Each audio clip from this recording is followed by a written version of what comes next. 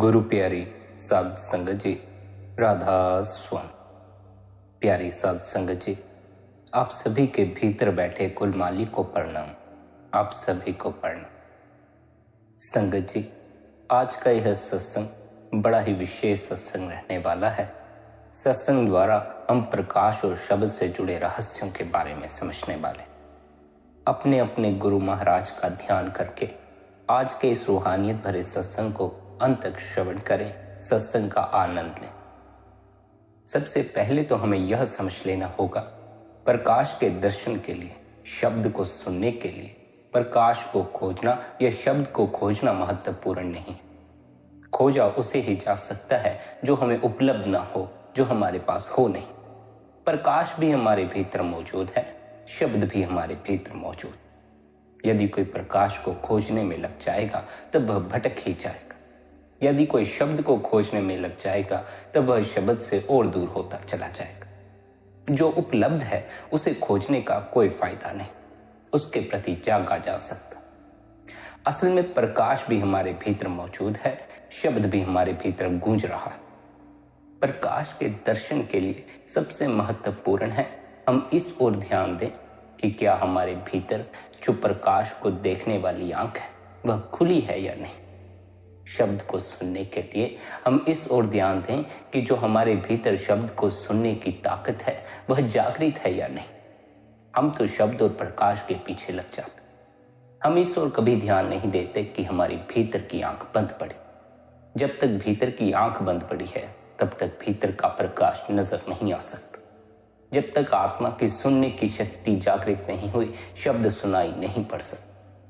प्रकाश को खोजने में लग गए, शब्द को खोजने में लग गए तो भटक जाओगे। बहुत से जीव प्रकाश को खोजने में लगे हुए हैं, लेकिन बंद पड़ी आंख को खोलने का कोई प्रयास नहीं करते। जब तक भीतर की आंख बंद पड़ी है तब तक 12 सूर्य का प्रकाश या 16 सूर्य का प्रकाश नजर नहीं आने वाला। प्रकाश को खोजने से पहले आंख को खोलने पर ध्यान देना। भीतर बंद पड़ी आंख खुल गई तो प्रकाश का दर्शन हो जाएगा। प्रकाश को खोजने में लग गए और भीतर बंद पड़ी आंख को खोलने के लिए कुछ न किया तो प्रकाश कभी नजर नहीं आने वाला। एक अंधे आदमी को सूर्य का प्रकाश कहाँ नजर आता है, बल्ब की रोशनी कहाँ नजर आती। एक बहरे आदमी को चिड़ियों का संगीत कहाँ सुनाई पड़ता है, कल कल करते झरने कहाँ सुनाई पड़ते हैं। सूर्य का प्रकाश तो हर जगह फैला हुआ है, पर यदि आंख ही ना हो तो उसके प्रकाश की खबर कैसे लग सकती। पक्षी तो हर दिन संगीत गाते हैं, पर यदि कान ही ना हो तब फिर उनका संगीत सुनाई कैसे पड़ सकता है। जिस तरह बिना आंख वाला आदमी सूर्य के प्रकाश को नहीं देख सकता, उसी तरह जब तक भीतर की आंख बंद पड़ी है भीतर का प्रकाश नजर नहीं आता। प्रकाश तो सदा से भीतर मौजूद है, शब्द तो सदा से भीतर मौजूद है। बस हमारी जो आत्मा की सुनने और देखने की शक्ति है, जिसे सुरत और नृत्य कहा जाता है, वह जागृत नहीं है।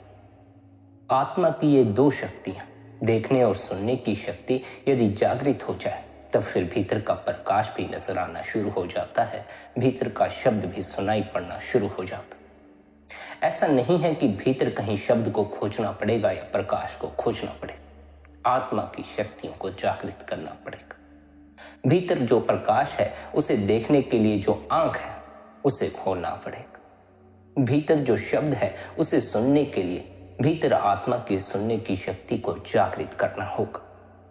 हमने सुन लिया है भीतर प्रकाश से जुड़ना है, शब्द से जुड़ना, और हम प्रकाश से जुड़ने की दौड़ में पड़ चुके हैं, शब्द से जुड़ने की दौड़ में लगे हुए।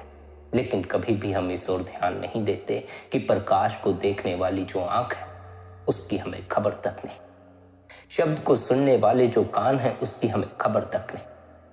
जब तक आंख की ही खबर न लगी तब तक प्रकाश की खबर कैसे लग सकती।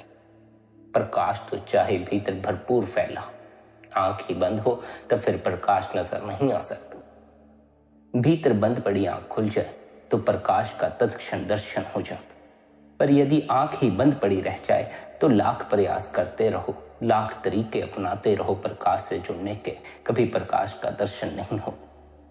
प्रकाश तो सदा से भीतर मौजूद है, शब्द तो सदा से भीतर गूंज ही रहा है।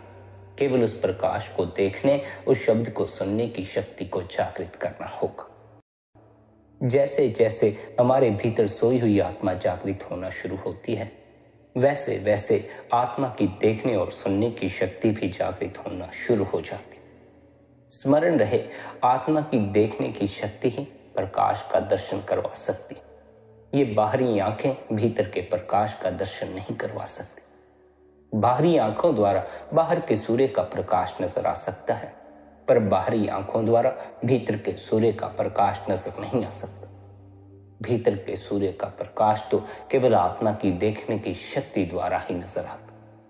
भीतर के शब्द को केवल आत्मा की सुनने की शक्ति द्वारा ही सुना जा सकता है। बाहर के यह कान भीतर के संगीत को सुनने में काम नहीं आता। बाहर के ये कान बाहर के संगीत को सुनने तक ही काम आ सकते हैं। हमारा तो सारा संबंध ही बाहरी आंखों, बाहरी कानों से जुड़ चुका। हमें तो भीतर की आंख की कोई खबर ही नहीं। हमें तो यह खबर ही नहीं कि हमारे भीतर भी कोई संगीत गूंज रहा है। हमें तो यह खबर ही नहीं हमारे भीतर भी कोई प्रकाश मौजूद। और इसके पीछे यह कारण है कि हमारी आत्मा की जो सुनने और देखने की शक्ति है, वह अभी जागृत नहीं। हमारी आत्मा अभी सोई पड़ी है, जिस कारण न प्रकाश का दर्शन हो पाता है और न शब्द से हमारे लिव जुड़ पाते। जिसे भीतर के प्रकाश से जुड़ना है, उसे प्रकाश के संबंध में नहीं, भीतर बंद पड़ी आंख के संबंध में समझना होगा। प्रकाश के संबंध में कितनी ही जानकारी इकट्ठी करते रहो, प्रकाश का दर्शन नहीं होने वाला। आंख के संबंध में जानकारी इकट्ठी कर लो, भीतर बंद पड़ी आंख को खोल लो, तत्क्षण प्रकाश का दर्शन हो जाए। भीतर बंद पड़ी आंख को खोलने का अर्थ है अपनी आत्मा की देखने की शक्ति को जागृत करना, नृत्य को जागृत करना। भीतर के कान को सक्रिय करने का अर्थ है आत्मा की सुनने की शक्ति को जागृत करना, सुर्त को जागृत करना। स्मरण रहे, आत्मा के जागरण के बिना भीतर के रहस्यों की खबर नहीं लगती। जिसे भी भीतर के रहस्यों को जानना है, उसे पहले अपनी आत्मा को जानना होगा। भीतर सोई पड़ी आत्मा को जागृत करना होगा। कैसे भीतर सोई पड़ी आत्मा जागृत होना शुरू होती है, इसके बारे में भी समझ लेना बड़ा ही आवश्यक है। हमारे पास 3 चीजें उपलब्ध हैं, आत्मा, मन और शरीर। मन आत्मा और शरीर के बीच में सेतु है। जो अपने मन को शरीर से जोड़ देता है, उसका सारा ख्याल बाहर की तरफ मुड़ जाता है, संसार से जुड़ जाता है, जिस कारण उसे आत्मा का अनुभव नहीं हो पाता। जैसे जैसे मन शरीर से जुड़कर 9 द्वारों द्वारा संसार में फैलता चला जाता है, वैसे वैसे हमारी आत्मा का प्रकाश धुंधला पड़ता चला जाता है। फिर एक क्षण आता है जब हमें भीतर का प्रकाश नजर आना ही बंद हो जाता। मन केवल एक सेतु की तरह है। इसे शरीर से जोड़ दिया तो यह 9 द्वारों द्वारा बाहर ही फैलता चला जाए। मन को यदि आत्मा से जोड़ दिया, भीतर की तरफ मोड़ लिया, तब फिर आत्मा का प्रकाश धीरे धीरे जागृत होना शुरू हो जाता। आत्मा के प्रकाश पर चढ़े हुए सारे मैले पर्दे उतरने शुरू हो जाते। मन सहायक है आत्मा के अनुभव के लिए। मन सहायक है शरीर और संसार के अनुभव के लिए, इंद्रियों के अनुभव के लिए। अधिकतर जीव तो केवल ऐसे ही हैं जिन्हें इंद्रियों के अनुभव से ही मतलब है। उन्हें इंद्रियों के अनुभव में ही रस आता। कोई कोई विरला जीव ही होता है जो आत्मा के अनुभव के लिए तरसता। जो ऐसे विरले जीव हैं, वही अपने मन को भीतर की तरफ मोड़ते हैं, अपने इस मन को आत्मा के अनुभव में लगाते हैं। जीवन के जो सबसे महत्वपूर्ण अनुभव हैं, उनमें से पहला तो शरीर का अनुभव है। हम सभी को शरीर का अनुभव। फिर जो दूसरा महत्वपूर्ण अनुभव है, वह मन का अनुभव है। मन का अनुभव सभी को नहीं होता। अधिकतर जीव शरीर के अनुभव तक ही सीमित रह जाते हैं। उनके लिए शरीर की जरूरत ही उनका जीवन होती है। फिर कुछ ऐसे जीव हैं जो केवल मन तक ही सीमित रह जाते हैं, मन के अनुभव से आगे नहीं बढ़ पाते, मन की जरूरतें ही उनका जीवन हो जाती। तीसरा और सबसे महत्वपूर्ण अनुभव आत्मा का अनुभव है। कुछ विरले जीव ही आत्मा के अनुभव तक पहुंच पाते, क्योंकि आत्मा के अनुभव के लिए शरीर और मन से ऊपर उठना पड़ता। आत्मा के अनुभव के लिए 9 द्वारों से मिलने वाले सुख से ऊपर उठना पड़ता। अधिकतर जीव 9 द्वारों के सुखों में ही पड़े रहना चाहते। उन्हें इंद्रियों के भोगों में ही रस आता है, वे इंद्रियों के भोगों से ऊपर नहीं उठना चाहते। जिन्हें यह खबर लग गई इंद्रियों के भोगों को लाख बार भोग कर भी तृप्ति हासिल नहीं होती, वही अपने मन को भीतर की तरफ मोड़ते हैं, इन 9 द्वारों से निकालकर अपने मन को वापिस इसके स्थान त्रिकुटी पर इसे पहुंचाने के लिए अभ्यास करते। जो मन हमें इंद्रियों के अनुभव में ले जाता है, शरीर के अनुभव में ले जाता है, वही मन हमें आत्मा के अनुभव तक ले जा सकता है। लेकिन हम तो अपने मन को केवल इंद्रियों के अनुभव तक ही सीमित कर चुके हैं, शरीर तक ही सीमित कर चुके हैं। मन तो सेतु है, चाहो तो शरीर के अनुभव तक ही सीमित हो जाओ, चाहो तो इसके जरिए आत्मा के अनुभव तक पहुंच जाओ, निर्भर आप पर करता है। यदि शरीर के अनुभव तक ही सीमित रहना है तो इसे बाहर ही भटकते रहने दो, इंद्रियों के भोगों में ही लिप्त रहने दो। यह कभी फिर आत्मा का अनुभव नहीं होने दे। आत्मा का अनुभव करना है तो इसे इंद्रियों से निकालकर भीतर इसके अपने स्थान त्रिकुटी पर वापिस लाना होगा, तब फिर यह आत्मा के अनुभव में सहायक हो सकता। आत्मा के अनुभव के लिए मन को इसके स्थान त्रिकुटी पर वापिस लाने के लिए हमें अपने मन को निर्मल करना होगा। मन को निर्मल करने का क्या अर्थ है, यह भी समझ लेना बड़ा जरूरी है। मन को निर्मल कर लेने का अर्थ है कि यह जो मन इंद्रियों के भोगों में लिप्त हुआ रहता है, यह जो मन काम के पीछे दौड़ता है, इच्छाओं की पूर्ति के पीछे दौड़ता है, इन्हें इन सब से मुक्त करना। ये इच्छाएं, ये वासनाएं बार बार मन को इंद्रियों के भोगों की तरफ खींच कर ले जाती। जब तक संसारिक इच्छाएं भीतर लिए बैठे हो, मन भीतर टिकने को राजी न होगा। जब तक संसारिक इच्छाएं भीतर जन्म लेती हैं, मन बार बार संसार की तरफ दौड़ेगा और संसार की तरफ दौड़ने के लिए इसे बार बार 9 द्वारों का सहारा लेना पड़ेगा, इंद्रियों का सहारा लेना पड़ेगा। जब तक मन इंद्रियों द्वारा बाहर संसार में फैल रहा है, तब तक जो जीवन ऊर्जा ऊपर की तरफ प्रवाहित होनी है वह नीचे की तरफ बहती चली जाएगी। जब तक जीवन ऊर्जा ऊपर की तरफ उठनी शुरू ना हुई, हम ऊपर के रूहानी मंडलों की यात्रा नहीं कर सकते। मन जब तक इंद्रियों द्वारा बाहर फैलता है, हमारी सारी जीवन शक्ति इंद्रियों द्वारा बाहर विक्षिप्त होती चली जाती है और हमें भीतर के रहस्यों की कोई खबर नहीं लग पाती। इच्छाओं और वासनाओं से अपने आप को मुक्त कर लेना ही मन को निर्मल कर लेना है, ताकि फिर यह 9 द्वारों द्वारा बाहर संसार में ना फैले। जब तक भीतर इच्छाएं हैं, भीतर वासनाएं हैं, तब तक यह बार बार बाहर की तरफ दौड़ेगा और हमें अपनी आत्मा का अनुभव नहीं होने देगा। अब या तो सत्संग सुनकर, समझकर इन इच्छाओं और वासनाओं से ऊपर उठ जाओ, मन निर्मल हो जाएगा, भीतर ठहरना शुरू कर देगा। अगर ऐसा नहीं कर सकते, मन अधिक जोर मांगता है, तो गुरु द्वारा दिया हुआ सिमरन करो। गुरु द्वारा दिया हुआ सिमरन करने से भीतर से संसारिक इच्छाएं निकलना शुरू हो जाती हैं, भीतर से संसारिक वासनाएं निकलना शुरू हो जाती। गुरु द्वारा दिया हुआ सिमरन करने से भीतर से संसार का ख्याल निकल जाता है और परमात्मा की याद, गुरु की याद भीतर बैठ जाती। गुरु की याद, परमात्मा की याद आत्मा के अनुभव में सहायक हो सकती है, मन को भीतर की तरफ मोड़ने में सहायक हो सकती। संसार के ख्याल, संसारिक वासनाएं बार बार मन को बाहर की तरफ दौड़ाएंगी, बार बार मन को शरीर से जोड़ती रहेंगी और फिर मन केवल और केवल हमें शरीर के अनुभव तक ही सीमित रखता रहेगा। देखो, वैसे भी इस संसार में कुछ मिलने को है नहीं। एक इच्छा के पीछे भागे, 10 के पीछे भागने को जी चाहेगा। एक वासना के पीछे भागे, 10 वासनाओं के पीछे भागने को जी चाहे। जितनी इच्छाएं, जितनी वासनाएं भीतर खड़ी कर लोगे, उतना ही मन संसार में फैलता चला जाएगा, उतना ही मन का रुख बाहर की ओर मुड़ता चला जाएगा। बेहतर तो यही होगा कि इन संसारिक इच्छाओं, इन संसारिक वासनाओं से ऊपर उठो, प्रभु की याद में लगो, गुरु की याद में लगो। अगर चाहो तो अपनी समझ से ही इन इच्छाओं, इन वासनाओं से ऊपर उठ सकते। अगर ना चाहो तो अभ्यास करके भी इन इच्छाओं, इन वासनाओं से ऊपर नहीं उठ सकते।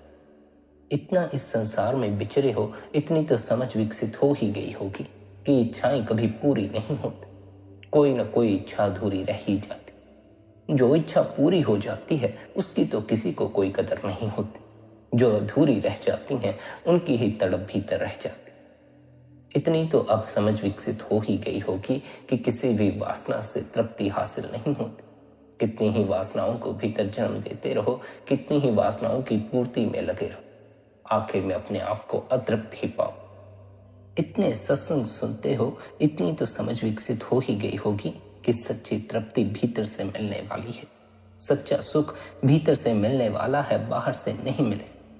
अगर आप चाहो तो आपकी समझ ही आपको इन इच्छाओं और वासनाओं से ऊपर उठा देगी। अगर आप ना चाहो तो गुरु भी आपको इन इच्छाओं, इन वासनाओं से ऊपर नहीं उठा सकता। अगर चाहो तो प्रभु एक कदम भी दूर नहीं।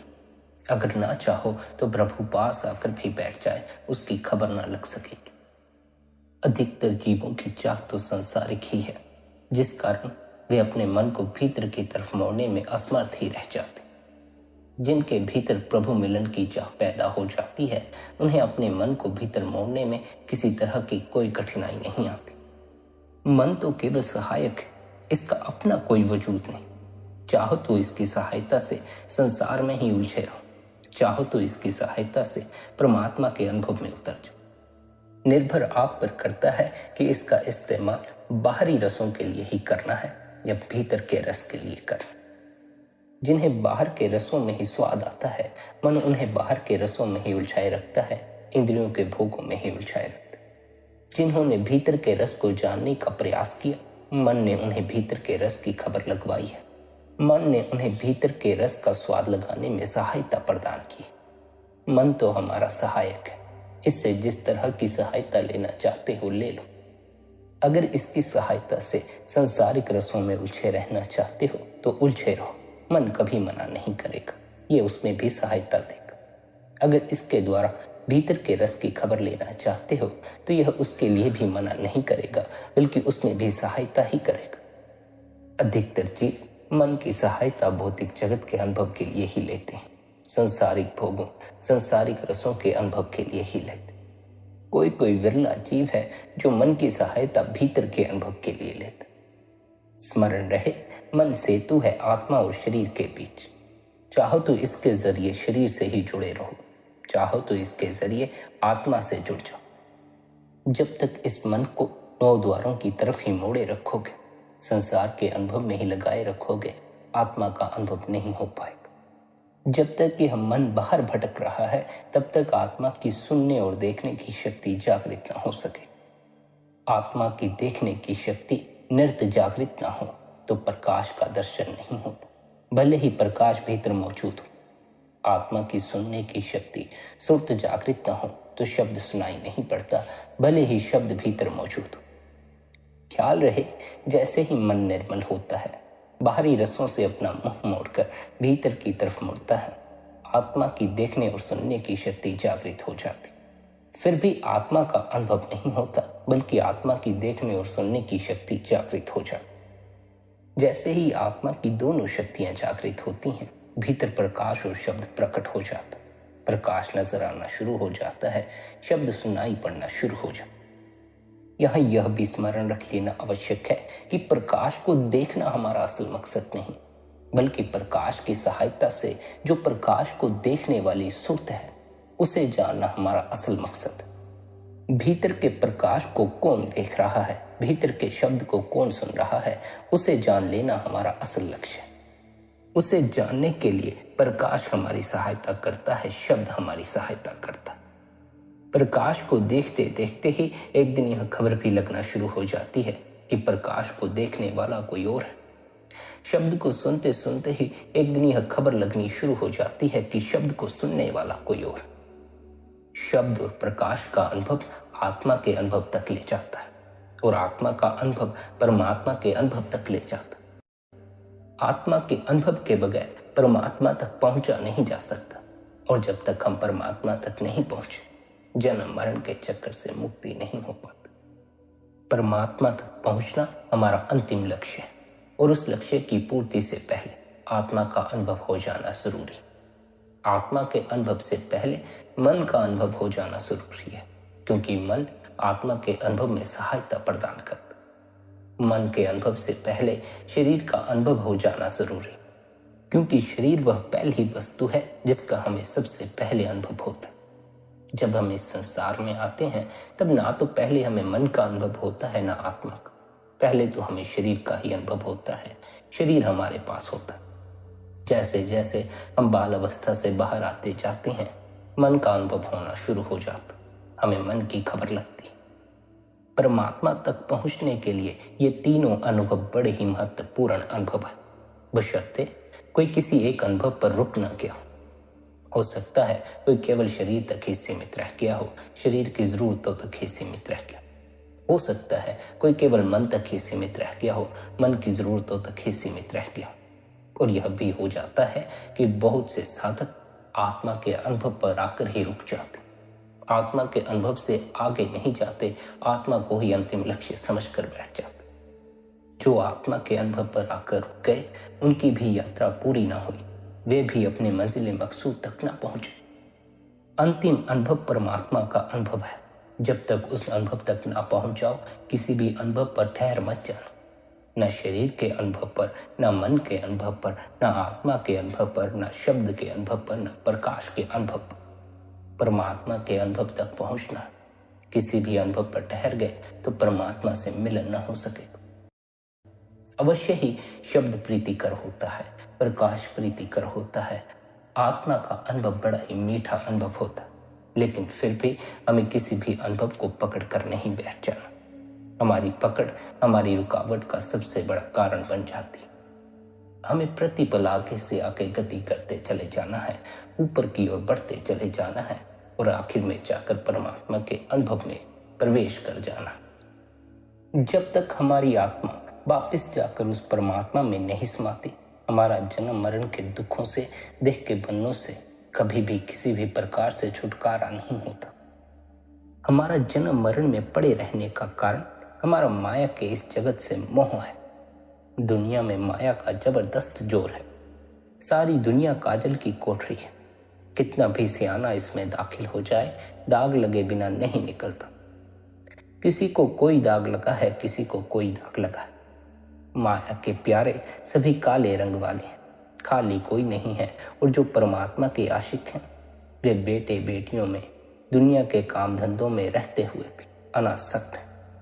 जिस तरह मुर्गा भी पानी में रहती है, पानी में खाती है, मगर जब उड़ती है पंख सूखे के सूखे होते हैं, पानी उसको स्पर्श नहीं करता।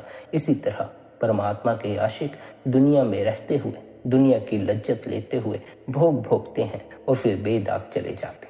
उन पर माया असर नहीं करती। क्यों? क्योंकि अभ्यासी महात्मा उस मक्खी की तरह है जो शहद के बर्तन के किनारे पर बैठकर शहद की लज्जत भी ले जाती है और साफ पंखों से उड़ भी जाती। दुनियादार उस मक्खी की तरह है जो शहद के बर्तन के बीच में आ बैठी, बैठते ही पंख लिबड़ गए, शहद भी ना खाया और फंस भी गए।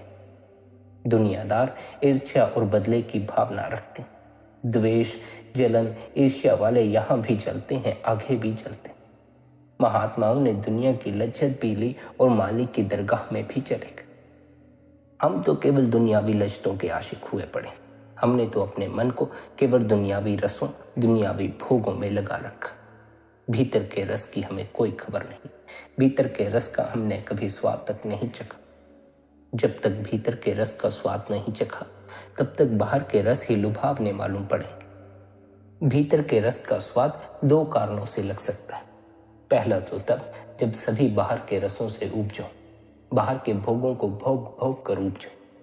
जब बाहर के रसों से ऊब जाओगे, तब कहीं जाकर भीतर के रस को चखने का ख्याल आएगा। जब बाहर के रसों में स्वाद आना बंद हो जाएगा, तब कहीं जाकर भीतर के रस की खोज कर सकोगे, या फिर गुरु द्वारा दिया हुआ अभ्यास करके भीतर का रस लग सकता।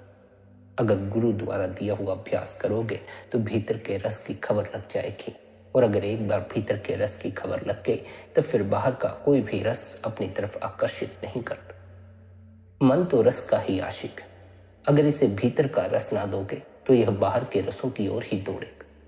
अब या तो यह बाहर के भोगों को भोग भोग कर बाहर के रसों से ऊब जाए, तब भीतर के रस की तरफ मुड़ेगा, या फिर गुरु द्वारा दिया हुआ अभ्यास करके यह भीतर के रस की तरफ मुड़ सकता। संत महात्मा बाहर के भोगों में उलझे रहने की बजाय गुरु द्वारा दिया हुआ अभ्यास करने पर बल देते हैं, क्योंकि बाहर तो इतने भोग मौजूद हैं। यदि मन को बाहर के भोगों में लगा दिया जाए तो यह फिर उनमें ही उलझा रहेगा, उन्हीं की पूर्ति में लगा रहेगा। फिर जब तक यह सभी भोगों को भोग न लेगा, यह भीतर की तरफ मुड़ने के लिए तैयार न होगा। बेहतर यही है, इसे पहले ही गुरु के उपदेश अनुसार गुरु के अभ्यास में लगा लो, मालिक की याद में लगा लो। यदि अपने मन को गुरु द्वारा दिए अभ्यास में लगा लोगे तो यह संसारिक भोगों से मुख मोड़कर भीतर ठहरना शुरू कर देगा, भीतर उस मालिक की खोज में लग जाएगा। आप समझाते हैं, जब हम गुरु मत पर चलकर, गुरु के उपदेश पर चलकर तन में से मन को निकालकर आंखों के पीछे लाएंगे तो वहां जाकर हमें पता लगेगा हर एक के अंदर 24 घंटे वह गुरु की वाणी, धुर की वाणी दुनकारें दे रही है। जब हम उस गुरु की वाणी को अंतर में पकड़ना या सुनना शुरू कर देंगे तो अपने आप हमारा ख्याल मालिक की भक्ति और प्रेम की ओर लगना शुरू हो जाएगा। अपने इस शरीर को हाड़ मांस का ढांचा ही मत समझते रहो, इसे सिर्फ मिट्टी का पुतला ही मत समझते रहो। इस शरीर, इस देह के अंदर परमात्मा ने असंख्य वस्तुएं रखी हैं, बल्कि वह परमात्मा खुद इस शरीर के भीतर बैठा हुआ है। बस देखने वाली आंख चाहिए। आंख की कोई खबर नहीं, देखना चाहते हैं परमात्मा को। आंख की कोई खबर नहीं, देखना चाहते हैं प्रकाश को। बिना आंख के न परमात्मा नजर आएगा न प्रकाश। इसलिए बेहतर होगा निरंतर अभ्यास द्वारा, गुरु द्वारा दिए हुए अभ्यास को करके भीतर बंद पड़ी आंख को खोले। आंख के खुलते ही प्रकाश का दर्शन भी तत्क्षण हो जाएगा, प्रभु का दर्शन भी तत्क्षण हो जाएगा। इस बात का ख्याल रखो, जब भी गुरु द्वारा दिए हुए अभ्यास में बैठो तो किसी तरह की इच्छा लेकर मत बैठो। ना केवल संसारिक इच्छाएं बल्कि आंतरिक इच्छाएं भी त्याग दो। बाहरी इच्छाएं तो मन की निर्मलता पर प्रभाव डालती ही हैं, आंतरिक इच्छाएं भी मन की निर्मलता पर प्रभाव डाल देती। इच्छाएं मन को भटकने पर मजबूर कर देती हैं। इच्छाओं के कारण मन स्थिर नहीं हो पाता। संसारिक इच्छाएं मन को बाहर उलझा देंगी और आंतरिक इच्छाएं मन को भीतर उलझा देंगी। मन वहीं का वहीं खड़ा रहेगा, उलझन में ही पड़ा रहेगा। इच्छा रहित होकर ही मन ज्योत स्वरूप में समा सकता है, अपने असल स्थान त्रिकुटी पर वापस लौट सकता है। इच्छाएं आंतरिक रहस्य को समझने में बाधा बन जाती। जब भी अभ्यास में बैठो, कोई भी इच्छा लेकर मत बैठो। केवल और केवल अपने आप को मालिक की याद में लगाना है, गुरु की याद में लगाना है। कोई मांग नहीं रखनी है, कोई इच्छा नहीं जोड़ लेनी। पूर्ण वैराग्य प्राप्त करने के लिए आखिरी कदम है इच्छा से ही छुटकारा पा लेना। यहाँ आकर बहुत सी पुण्य आत्माएं, यहाँ तक कि महान योगी भी हार जाते। वे इस संसार से पूरी तरह संबंध तोड़ लेने के बाद भी इच्छाओं से छुटकारा नहीं पा सके, क्योंकि सही वैराग्य तब तक नहीं आता जब तक समस्त इच्छाओं पर पूरी तरह विजय प्राप्त नहीं होती। यह शायद सबसे कठिन कार्य है, क्योंकि बाहरी इच्छाएं छोड़ने के बाद हम आंतरिक इच्छाएं पकड़कर बैठ जाते। संसारिक इच्छाएं तो बाधा हैं ही, आंतरिक इच्छाएं भी बाधा बन जाती। इच्छा कभी अपनी मांगे बंद नहीं करती। दिन हो या रात, यह मनुष्य को कभी चैन से नहीं बैठने देती। यह उसके अंदर धंसती चली जाती। जब वह परमात्मा का ध्यान कर रहा होता है, यह उसे तब भी दुखी करती रहती। न यह कभी शांत बैठती है, न कभी अपनी पकड़ ढीली करती है, और न ही अपने चाबुक मारना बंद करती। भले ही इसका शिकार बना लाचार व्यक्ति बेहद कमजोर ही क्यों ना पड़ जाए, भले ही हम अपनी अंतिम सांसें क्यों न ले रहे हों, इच्छा तब भी जोर मारती है। उस समय भी जीने की इच्छा मन में बनी रहती। जब बाकी सभी इच्छाओं पर विजय प्राप्त हो जाती है तो इस संसार में जीवित रहने की अंतिम इच्छा भी आत्मा के लिए एक बंधन है। इस अंतिम इच्छा पर भी विजय प्राप्त करनी होगी। हमें प्रत्येक तरह की इच्छा से ऊपर उठना होगा। यह तभी संभव है जब सद्गुरु के प्रति पूर्ण समर्पण कर दिया जाए। हृदय में यह भाव होना चाहिए कि सद्गुरु की रजा में ही हमारी सच्ची भलाई है, उस मालिक की रजा में ही हमारी सच्ची भलाई। इच्छाओं से लिपटे हुए मन और आत्मा यह सच्चाई भूल जाते हैं कि संसार में सब कुछ अनित्य है, यहाँ कुछ भी सदा रहने वाला नहीं। मन इस 4 दिन के खेल तमाशे को ही अंतिम सत्य मानने लग जाता है। वह वास्तविक सत्य को भूल जाता है और परछाई को पकड़े रखता है, जिस कारण अज्ञान रूपी काला बादल हमेशा हमारे ऊपर छाया रहता है। यह मानव जाति का सबसे बड़ा और सबसे पुराना दुश्मन। जब विवेक पर अज्ञान का पर्दा पड़ जाता है तब इच्छा जाग उठती है और अपनी मांगे करने लगती। काम यानी इच्छा अपने साथ द्वेष, क्रोध, मोह, लोभ और अहंकार आदि की सेना लेकर आती। ये सभी मनुष्य को अपना गुलाम बनाने में एक दूसरे की सहायता करते। अब यह सवाल खड़ा होता है कि किस प्रकार इन इच्छाओं से छुटकारा पाया जाए। आप समझाते हैं, इच्छा को एक बुराई मानकर विश्व भर में कई भाषण दिए जाते हैं, पर कोई भी इच्छाओं से छुटकारा पाने के लिए युक्ति नहीं बताता। केवल सद्गुरु के पास इसका इलाज है, पूर्ण सद्गुरु के पास ही इसका इलाज होता है। सद्गुरु मन के आगे कुछ ऐसा रख देते हैं जिसके प्रबल आकर्षण के कारण वह इच्छाओं से मुंह मोड़ लेता। यदि जिज्ञासु इस पर आपत्ति करता है कि यह इच्छाओं से छुटकारा पाना नहीं है, बल्कि एक इच्छा के स्थान पर दूसरी इच्छा पैदा करना है, तो हम खुशी खुशी उससे सहमत हो जाएंगे। यह बिल्कुल सच है, परंतु इच्छा शब्द जिसका प्रयोग हम इस चर्चा में कर रहे हैं, उसका अर्थ उस आकर्षण से है जो मन दुनियावी पदार्थों और विषय भोगों के लिए अनुभव करता। क्योंकि ये विषय भोग पशुओं के स्तर के हैं, इसलिए हमारा ध्यान इस स्तर पर अटक जाता है और यही इच्छा का विनाशकारी रूप है। हमें विषय भोगों से तथा इच्छाओं से ऊपर उठना है। यदि हम सद्गुरु के मार्ग पर चलना चाहते हैं तो हमें विषय भोगों से अपने आप को विरक्त करना होगा। हम कोशिश करके कुछ समय के लिए अपना ध्यान इनसे हटा सकते हैं, परंतु इसका मतलब इनसे विरक्त होना नहीं है। असली उद्देश्य इनके मोह से मुक्त होना। यदि हम इच्छाओं के मोह से छुटकारा प्राप्त नहीं करते तो समझो हमारी स्थिति पहले से कोई बेहतर नहीं। यदि हम किसी ऐसी चीज पर ध्यान टिकाते हैं जो इस स्थूल जगत की नहीं है, जो अनश्वर है, जो हमें यहाँ बांधे रखने की जगह इसके बंधनों से मुक्त करती, हम इस संसार से उल्टी दिशा में खींचते हुए मुक्ति और अमर पद की ओर ऊपर ले जाती है, तो वह हमारे लिए हितकारी है। पर जब हम उस इच्छा को पकड़ कर ही बैठ जाते हैं, तब वह हमारे लिए हितकारी नहीं रह जाती, हमारे विनाश का कारण बन जाती। जब हम किसी भी चीज को हद से ज्यादा पकड़ कर बैठ जाते, तब वही हमारे विनाश का कारण बन जाती। हमारी पकड़ ही हमारी रुकावट है और हमारे विनाश का असल कारण। हमें प्रत्येक तरह की पकड़ से मुक्त होना है। हमें किसी भी तरह की पकड़ नहीं रखनी। यदि हम किसी भी चीज की पकड़ रखेंगे तो वही चीज हमारी आध्यात्मिक यात्रा में रुकावट बनकर खड़ी हो जाए। हमारा असल उद्देश्य प्रत्येक तरह की पकड़ को छोड़ देना, क्योंकि हमें अंत में सब कुछ छोड़ जाना है। हम कुछ भी पकड़ कर नहीं रख पाएंगे, इसलिए हमें चाहिए कि हम जीते जी प्रत्येक तरह की पकड़ को छोड़ने की कला सीख लें।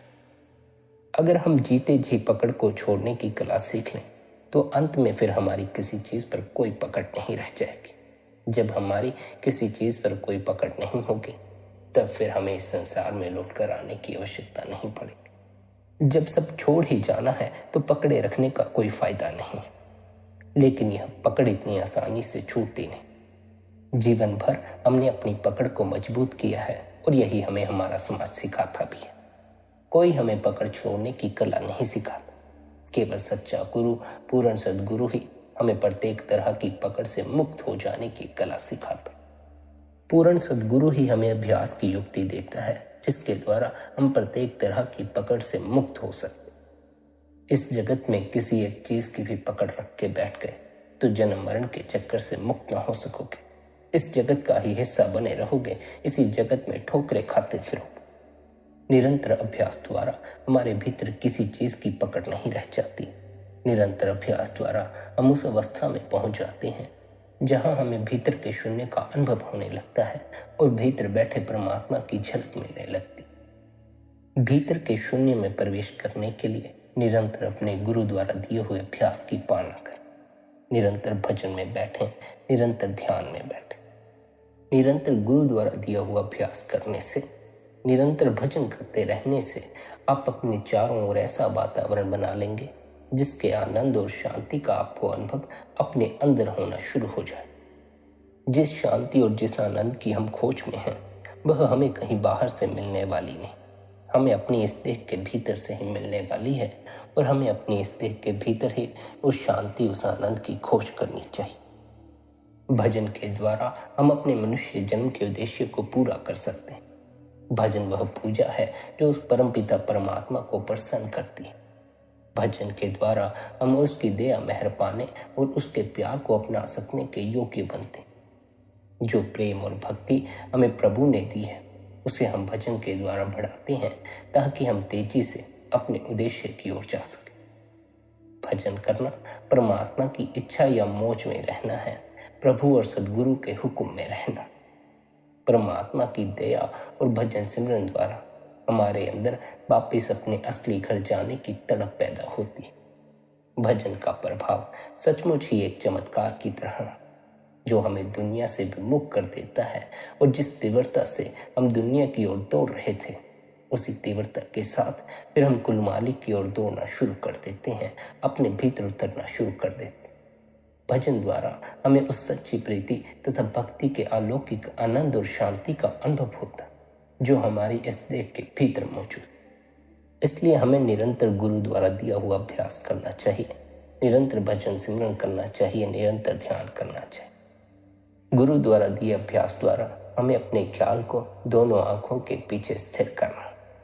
जब हमारा ख्याल दोनों आंखों के पीछे तीसरे दिल पर स्थिर होना शुरू हो जाएगा तब जो हमारा मन 9 द्वारों द्वारा बाहर संसार में फैलता था, इंद्रियों के भोगों की तरफ भागता था, उस तरफ भागना बंद कर देगा, बाहर फैलना बंद कर देगा।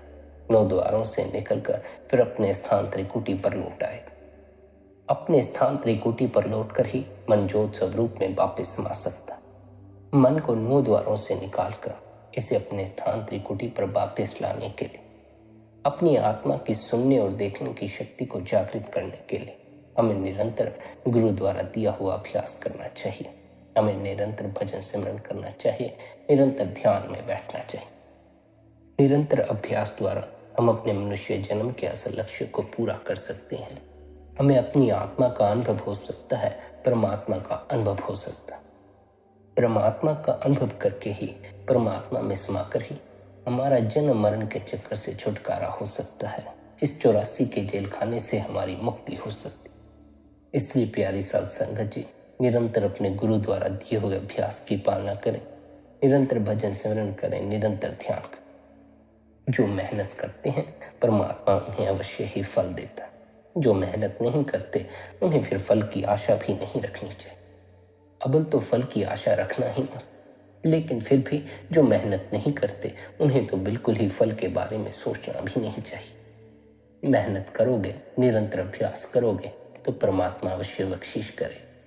बीज बोओगे, बीज की संभाल करोगे तो अवश्य एक दिन वह वृक्ष में बदलेगा और उस पर फल भी लगेंगे। लेकिन बीज तो बोना ही होगा, उसकी संभाल तो करनी ही होगी। निरंतर अभ्यास करें, निरंतर भजन में बैठे, निरंतर ध्यान बैठे। संगत जी, यदि आज का यह सत्संग आपको अच्छा लगा हो तो आज के इस सत्संग को आप अपने मित्रों और संबंधियों के साथ शेयर भी कर सकते हैं। बाकी आपकी अपनी मौज है। अपना ख्याल रखें, सबके प्रति भीतर भले की कामना रखें। इतने प्रेम और प्यार से आपने सत्संग को सुना, उसके लिए आप सभी का धन्यवाद। राधा स्वामी जी।